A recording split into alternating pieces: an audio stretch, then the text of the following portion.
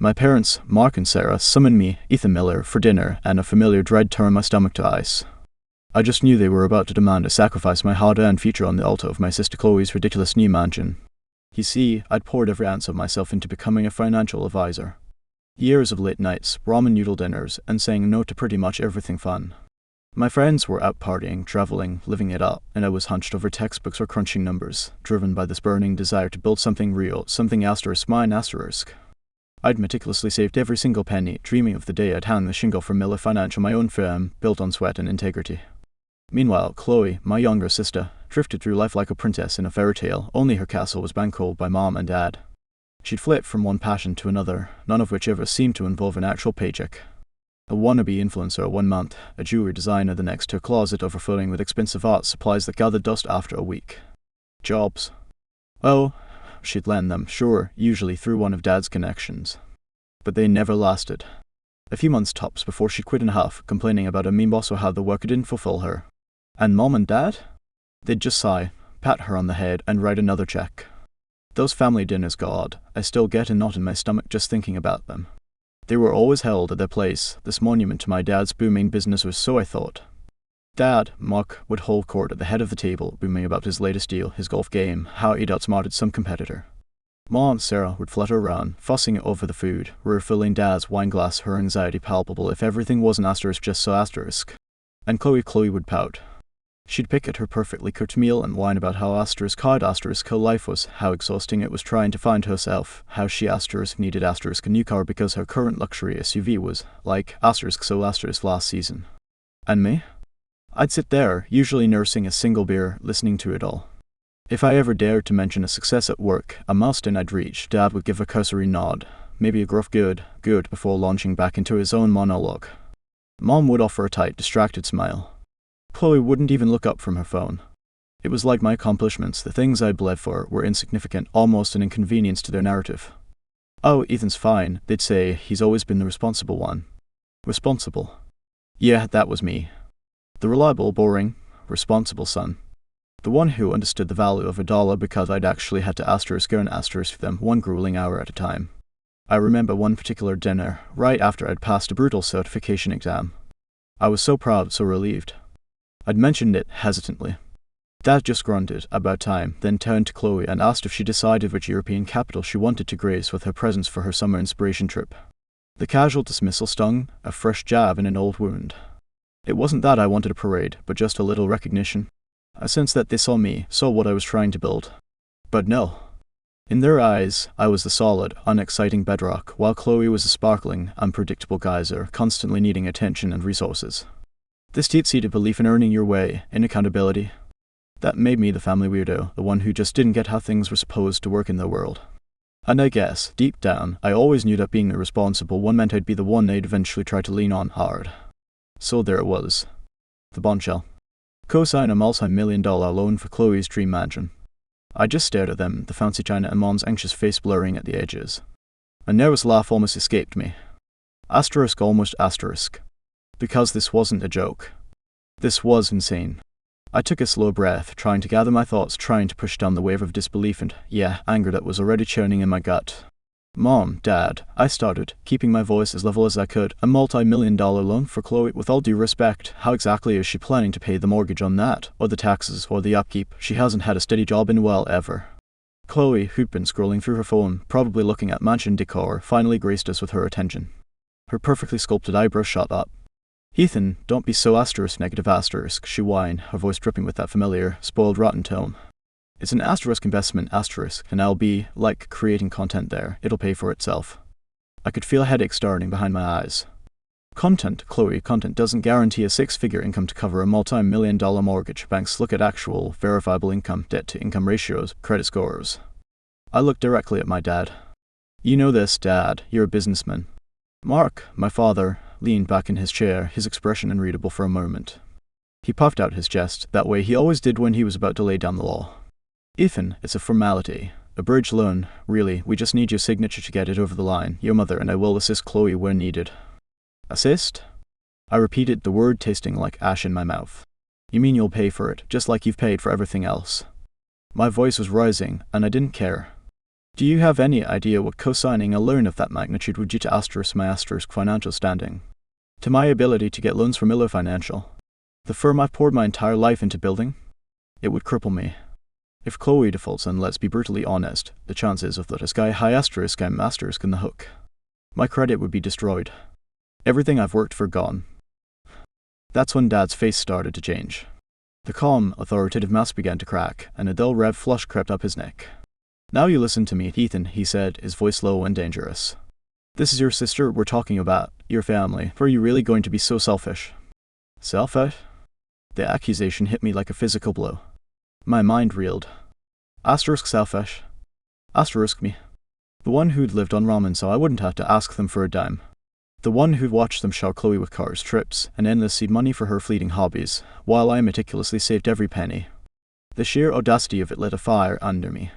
Selfish? I shot back, my own voice now laced with years of pent-up frustration. I'm selfish for wanting to protect the future I've bled for. I'm selfish for pointing out the monumental financial irresponsibility of this fantasy. I gestured vaguely towards Chloe, who was now glaring at me, her lower lip trembling. Mom wrung her hands. Ethan, please, Mark, let's all just calm down. But Dad was beyond calming down. He slammed his hand on the table, making the silverware jump.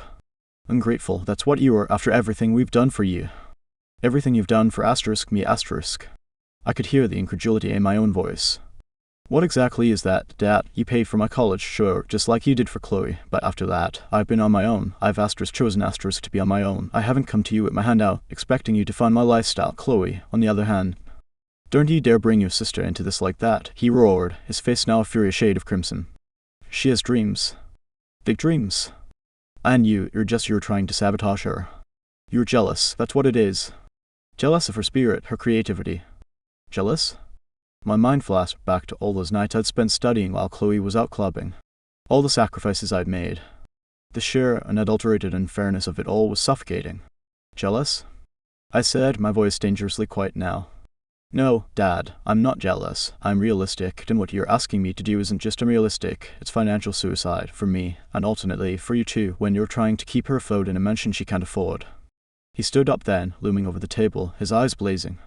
You will do this, Ethan, you will co-sign that loan, you owe this family, you owe your sister.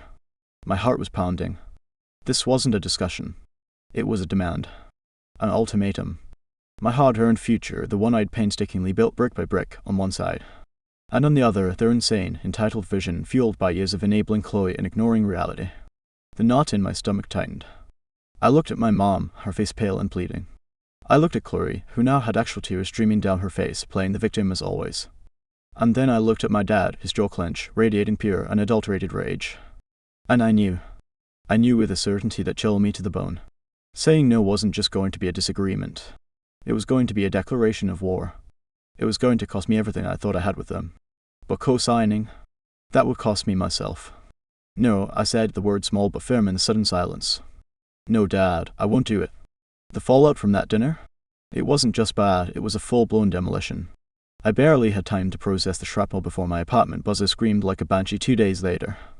And there he was, my father, Mark, his face a terrifying shade of purple I'd never seen before, not even in his worst moods. He didn't wait for an invitation. He barged in, his eyes wild, practically vibrating with fury. He roared, jabbing a finger at my chest. You actually did it. You called the bank, didn't you? You sent Chloe's loan you couldn't stand to see her happy, so you sabotaged her. I just stared, dumbfounded. What are you talking about? I haven't called anyone. But he wasn't listening. He was a runaway train of rage. Don't you lie to me, Ethan, after everything, you ungrateful whelp. He fumbled in his pocket, his hand shaking, and then he hurled something at me. My old house keys. The ones to their place. They clattered onto my cheap IKEA coffee table with a sound that felt deafeningly final. You're no son of mine, he spat, his voice thick with venom. You're out, disowned. Don't you ever darken our doorstep again. And just like that, he stormed out, slamming the door so hard my cheap print rattled in the walls. I stood there, shaking, the air crackling with his leftover fury. Disowned. The word echoed in the sudden, awful silence. My own father. For what? For not bankrupting myself for Chloe's fantasy. It didn't make sense. And I hadn't called any bank. Why would he even think that? Before I could even begin to unravel that particular knot of crazy, my phone rang. A no number. I almost ignored it, but something made me answer. Ethan, it's Uncle Ray. Uncle Ray. My dad's estranged brother, the black sheep, the one they never talked about. My heart lurched. Uncle Ray, what's wrong? His voice was grim, heavy. Kid, I heard about the explosion with your dad. Listen, there's something you need to know. Mark, your father, his business isn't what he pretends it is. It's a sinking ship, Ethan. Drowning in debt. Lawsuits piling up. He's desperate. He's been desperate for a long time. The floor seemed to tilt beneath me. Dad's business failing? The man who lectured me about financial responsibility. The man who paraded his success like a peacock. It was like finding out the sun rises in the west. My mind reeled, trying to connect the dots. The mansion, the insane pressure to co-sign, was this awesome, desperate, last-ditch effort to what? Get liquid assets.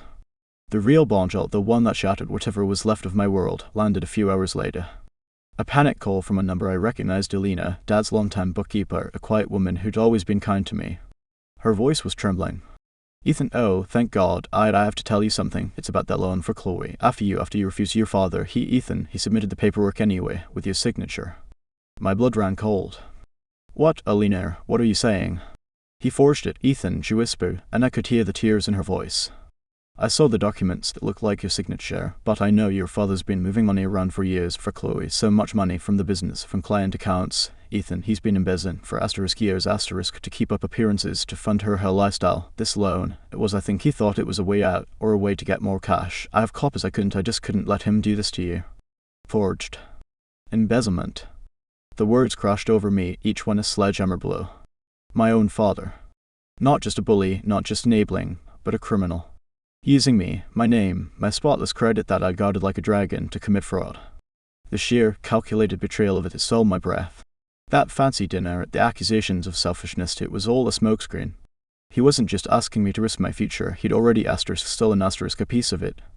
Lena's voice, small and terrified, brought me back. I have the files, Ethan, the real ledgers. What are you going to do? What was I going to do? My mind raced. The image of my father's furious face, the keys clattering on the table, Chloe's tear-streaked entitlement, my mother's pleading eyes.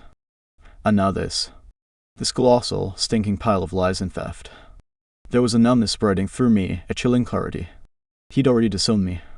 He'd already crossed every conceivable line. What loyalty did I owe a man who would do this? To his own son? To his clients? My hand was shaking as I pulled up the contact information for David Carter.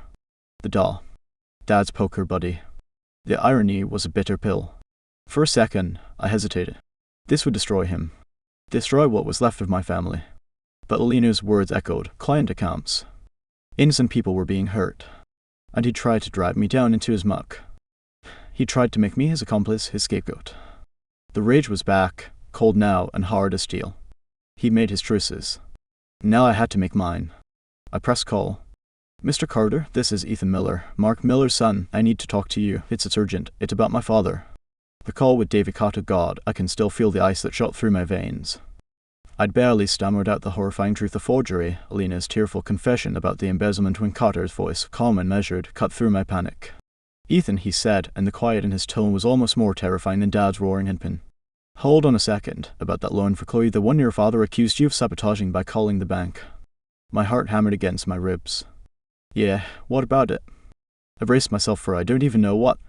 More accusations. More lies.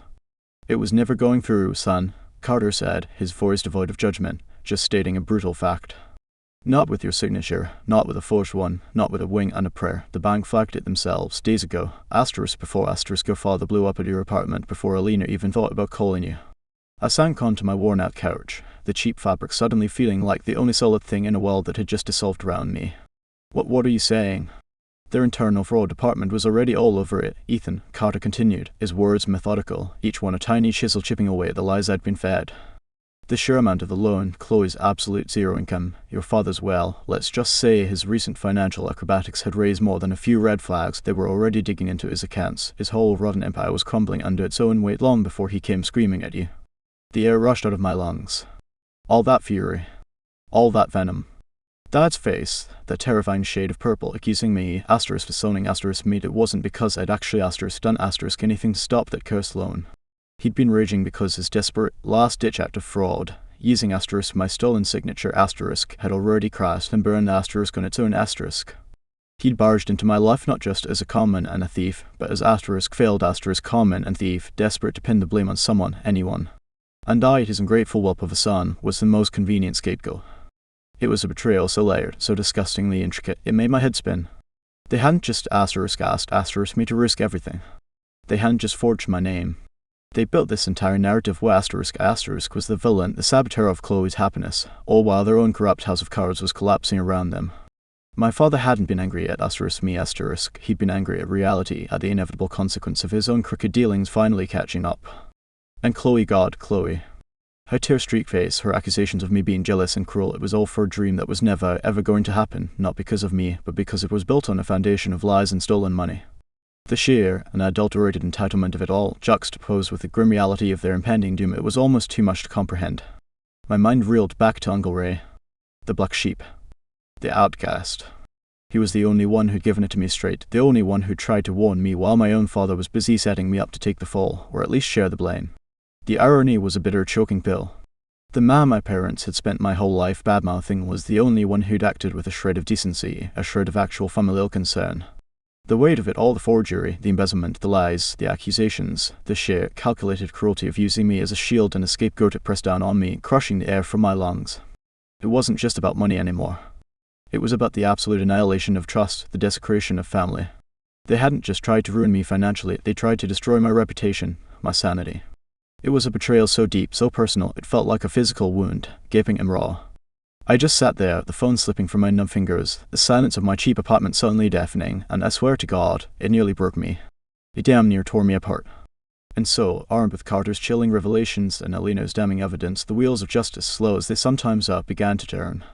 Facing the mountain of undeniable proof, the forged signatures, the adopted books, the labyrinth of shell companies, my father, Mark Miller, the titan of industry, the man who'd disowned me with such theatrical fury, had no choice but to cooperate with David Carter and the DA's office. The fall was spectacular.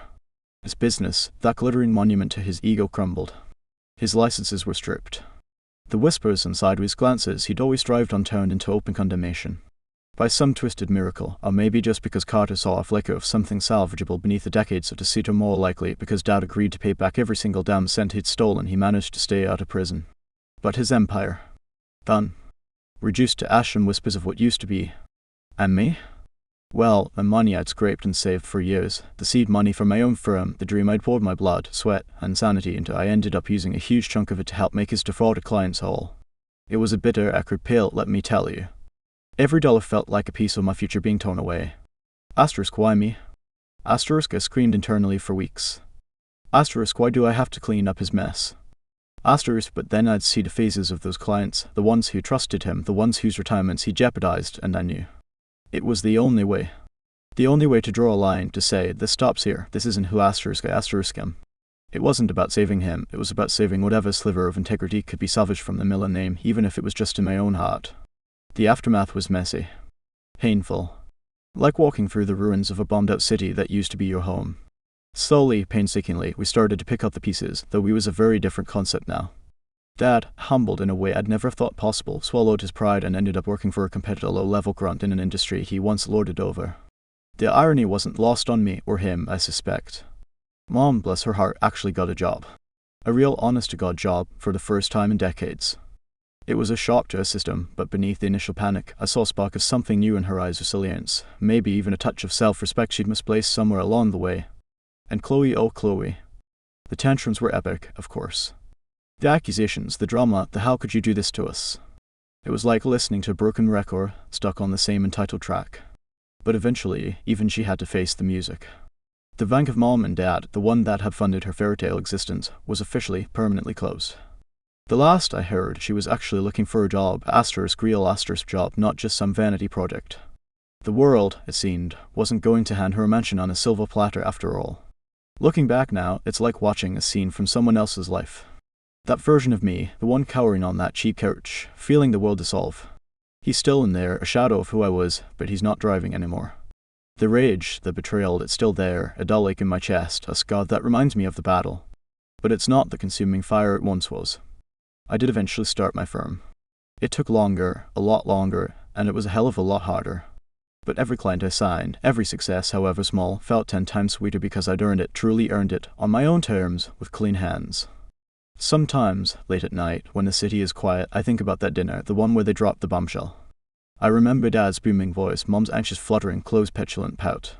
And I remember the ice in my own veins when I said no. Back then, I thought saying no was the hardest thing I'd ever do.